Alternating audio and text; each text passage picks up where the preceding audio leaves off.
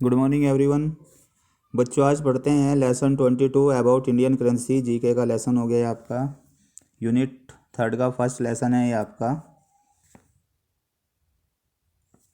अब इसमें आप देखिएगा इंडियन करेंसी के बारे में बताया गया है। फर्स्ट क्वेश्चन देखिए।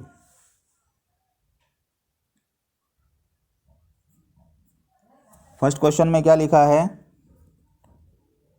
Finance minister presents the budget every year in India. Bharat के अंदर हर वर्ष फाइनेंस मिनिस्टर बजट को पास करता है। अब ये बजट क्या होता है?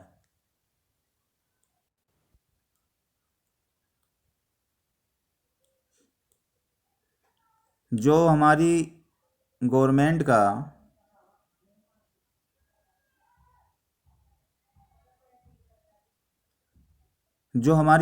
का पूरे साल का खर्च और इनकम होती है, उसका रिटन स्टेटमेंट होता है बजट। उसमें एक साइड में लिखा होता है टोटल इनकम कितनी आनी है, टोटल एक्सपेंडिचर पूरे साल कितना होना है। तो यही बात लिखी है, देखो फाइनेंस मिनिस्टर प्रेजेंट करता है इस बजट को हर साल। कहाँ पर प्रेजेंट किया जाता है? ये संसद में। कौन होते हैं संसद में? मेंबर ऑफ पार्लियामेंट्स, जो पब्लिक रिप्रेजेंटेटिव होते हैं, उनके सामने इसको फाइनेंस मिनिस्टर के द्वारा पेश किया जाता है। अब आप देखिएगा सेकंड में क्या लिखा है बच्चों? Reserve bank of India issues the currency note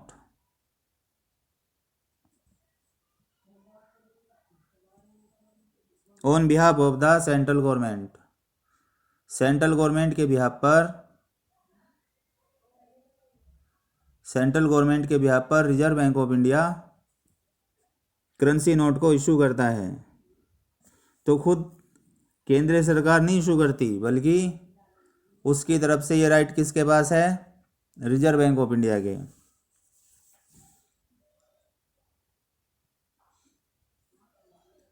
अब क्वेश्चन नंबर 3 देखिए। Governor of RBI has the authority to sign on the currency note.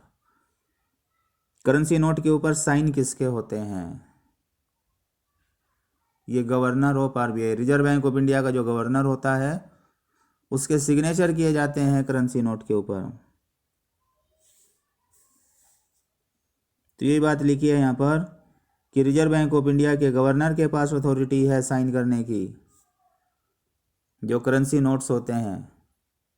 आप नोट को देखिएगा, उसके ऊपर गवर्नर के सिग्नेचर मिलेंगे आपको।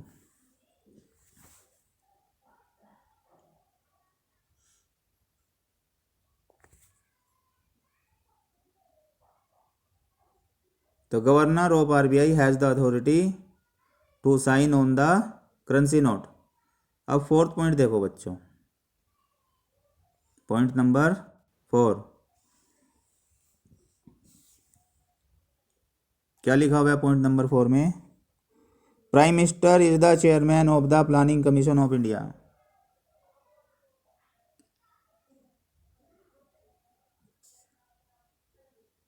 प्राइम मिनिस्टर चेयरमैन होता है प्लानिंग कमीशन ऑफ इंडिया का। फिर नेक्स्ट पॉइंट देखिएगा, पॉइंट नंबर 5।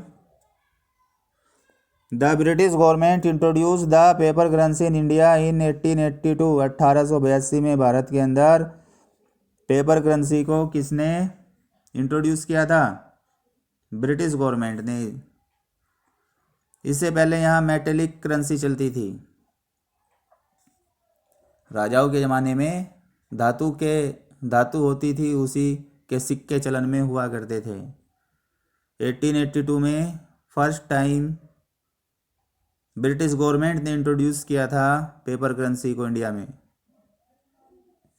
अब पॉइंट नंबर 6 देखिए बच्चों।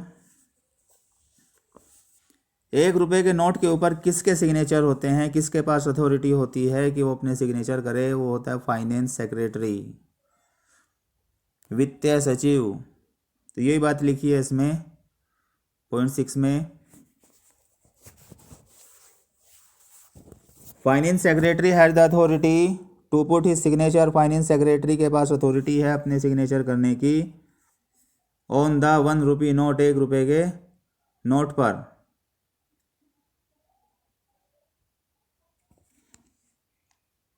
अब देखिएगा next point, Nashik is the place, Nashik वो जगह है where Indian currency note are printed, जहाँ पर भारतीय करेंसी के नोट प्रिंट होते हैं। तो कहाँ पर छापे जाते हैं ये इंडियन करेंसी को, कहाँ प्रिंट किया जाता है? नासिक में।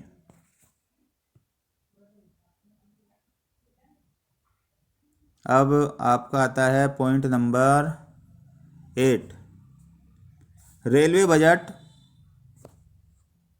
Is presented separately, railway budget को अलग से प्रस्तुत किया जाता है from the general budget, general budget के मुकाबले।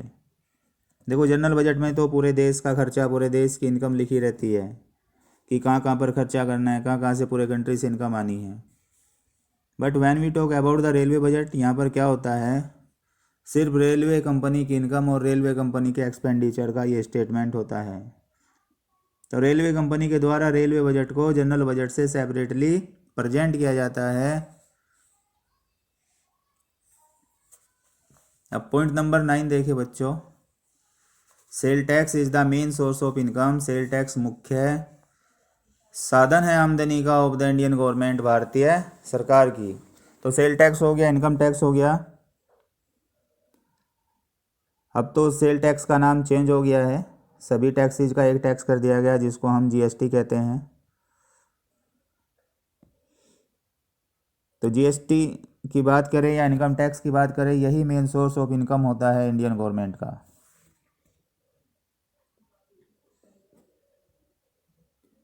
क्वेश्चन 10 में बताया गया सर्विस सेक्टर के बारे में।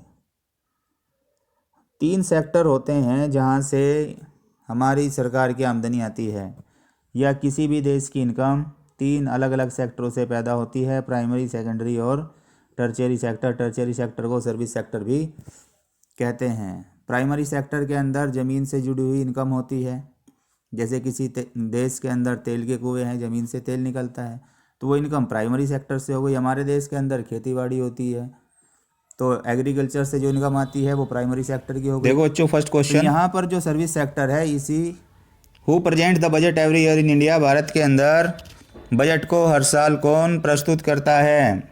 तो इसका आंसर क्या हो जाएगा? Finance minister. तो ऑप्शन डी ठीक हो गया। Question number 2, fill in the blanks,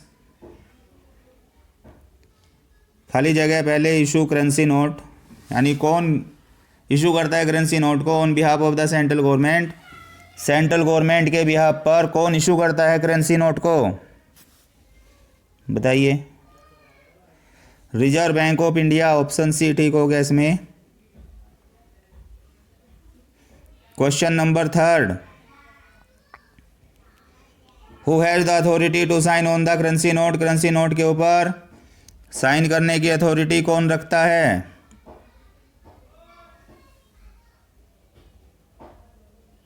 governor of RBI, इसमें ए सही हो गया।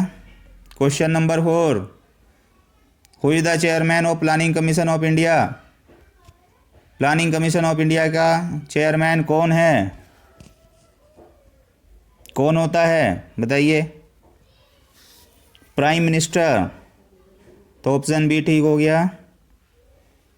क्वेश्चन नंबर 5,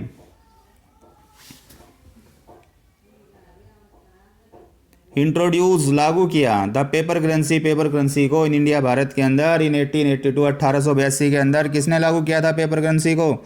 तो the British government, British government ने लागू किया। अब देखिए बच्चों नेक्स्ट क्वेश्चन है हमारा 6 में क्या पूछा है? Who has the authority to put his signature on 1 rupee note, किसके पास अथॉरिटी होते हैं अपने सिग्नेचर करने की 1 रुपये के नोट के ऊपर? तो फाइनेंस सेक्रेटरी इसका आंसर हो गया, डी ऑप्शन। क्वेश्चन नंबर 7, खाली जगह is the place where Indian currency note are printed, कौन सी जगह है जहाँ पर भारतीय करेंसी के नोट छापे जाते हैं? नासिक, ऑप्शन सी सही हो गया। क्वेश्चन नंबर 8 देखिए, what is the main source of income, आमदनी का मुख्य स्रोत क्या है ऑफ इंडियन गवर्नमेंट, भारतीय सरकार की। तो ऑप्शन ए में सेल टैक्स और इनकम टैक्स, टैक्सेशन की जो कलेक्शन होती है यही हमारी गवर्नमेंट की इनकम का मेन सोर्स होता है। Question number 9 and last question, which sector provide the maximum contribution to the Indian economy, भारतीय अर्थव्यवस्था के अंदर कौन सा सेक्टर सबसे ज़्यादा योगदान देता है? सर्विस सेक्टर, इसे टर्शियरी सेक्टर भी कहा जाता है। यहाँ कंप्लीट हो जाता है बच्चों आपका टॉपिक।